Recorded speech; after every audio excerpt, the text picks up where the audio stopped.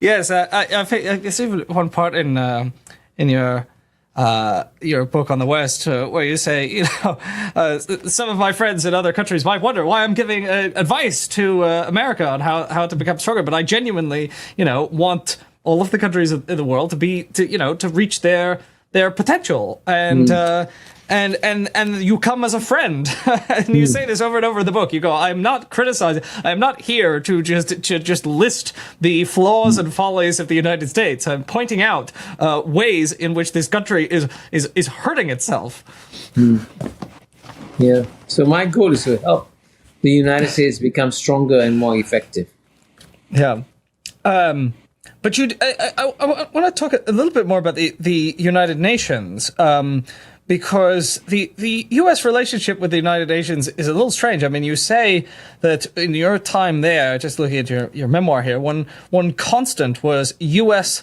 domination of the United Nations Security Council. And in many ways, the United Nations Security Council is, I think rigged is a strong word, but set up in a way that gives a certain disproportionate or unfair power to the great power countries, and is at a fair system. And yet, in the United States, we still disdain the UN and international law for putting too many constraints on U.S. action, despite our outsized role there. Can you talk a little bit about the U.S. relationship with the United Nations? Well, the U.S. relationship with the UN is a paradoxical one.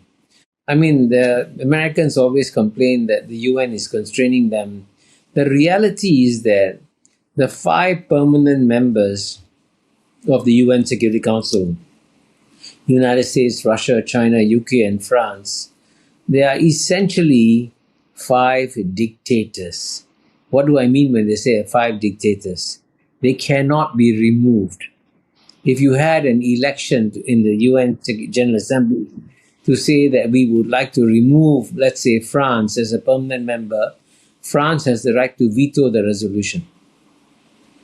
So you cannot remove them. There are 5 dictators. But because of the power that they have, they effectively control the UN. And one thing that the P5 agree upon, even though they quarrel on many issues, they all 5 don't want to have a strong Secretary General. In fact, when they select a Secretary General, the first quality they look for is that the Secretary General must be completely spineless. And if he's not spineless, he cannot be selected. Of course, subsequently, some Secretary Generals discovered to have a spine, like Kofi Annan, who was a very good Secretary General. He was not spineless, But, like the present one, the present Secretary General, most people feel should have taken a much stronger stand on issues like Gaza and, Ukraine and all that, to play a more active role.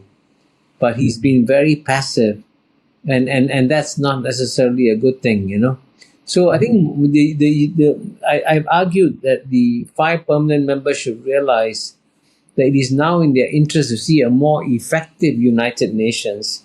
So when they select the next Secretary General, try to pick a dynamic CEO, someone who's brave, ambitious, and driven, and see whether or not we can push the organization to a better direction. One of the things that comes across in the portion of your memoir about your time at the United Nations is just what an extraordinary institution it is. I mean, it really is a place where the peoples of the world, and you say that the representatives that come to the United Nations, they are really the representatives of the people of the countries. You say they are genuinely putting forth those countries' positions, and so you actually have the whole world hashing out these important debates. And if we had an institution where there was a little more fairly structured, we really have something that is the prototype or the beginning of an institution that could really perform quite effective global governance. Yes, I mean, because at the end of the day, there are 8 billion people on planet Earth.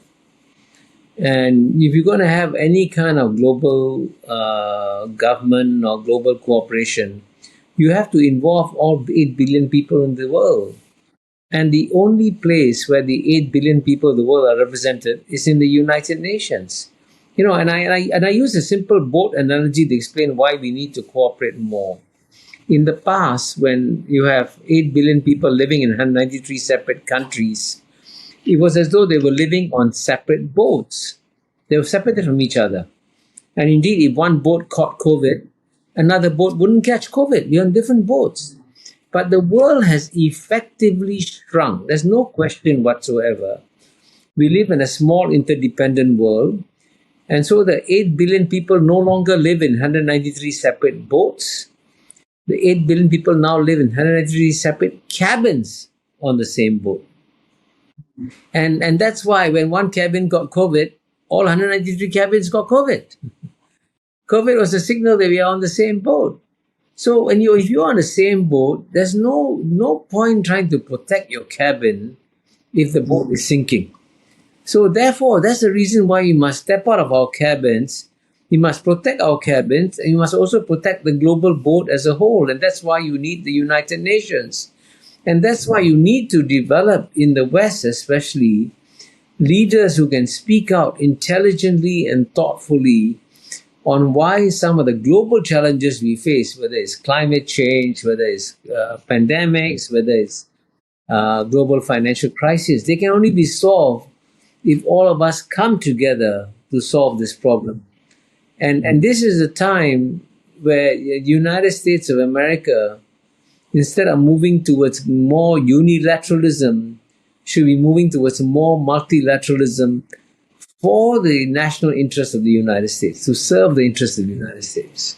And that's something I hope young Americans will understand and grasp and push for. And just to conclude here then, as I mentioned, to return to where we started, while your books are full of quite depressing examples of horrific strategic blunders that have cost many human lives, of missed opportunities, of misunderstandings, and your books contain warnings about the terrible things that could happen in the future if the West does not, heed these lessons and develop a certain sense of humility and self-understanding and understanding of the direction that the world is taking. While all of that is the case, ultimately, you always conclude with this note of optimism. That is to say, if we can develop this kind of deeper understanding of our world and one another,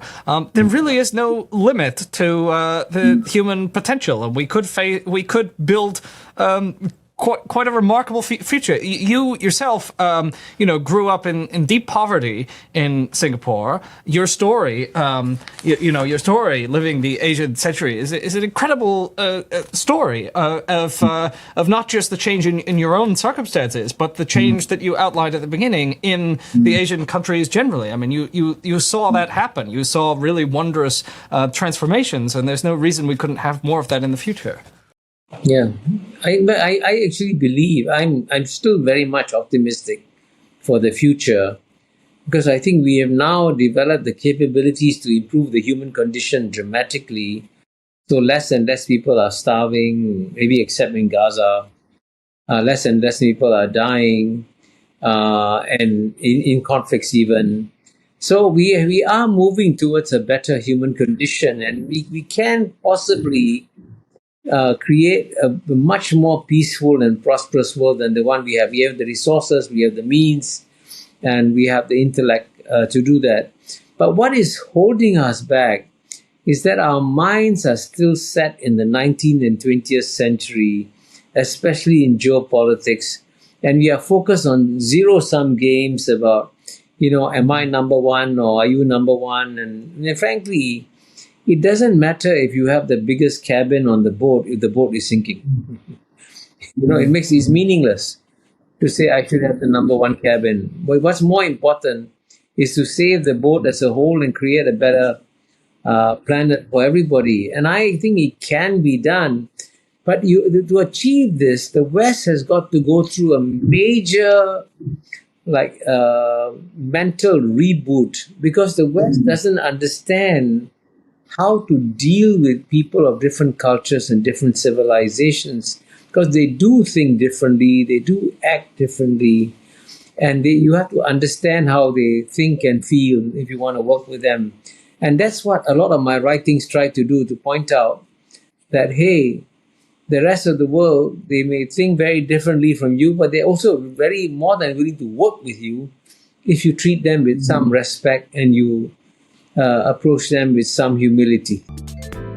偷偷告诉大家，我最近发现了新法宝 Royal Face 逆时奇迹系列，它有活肤露、全效精华，还有精华霜。尤其我皮肤比较偏干，所以我非常的注重保湿。保湿做得好，肌肤自然烹饪。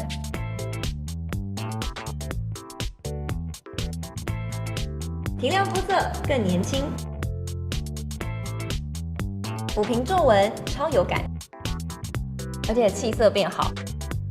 用心保养，每天都更美一点。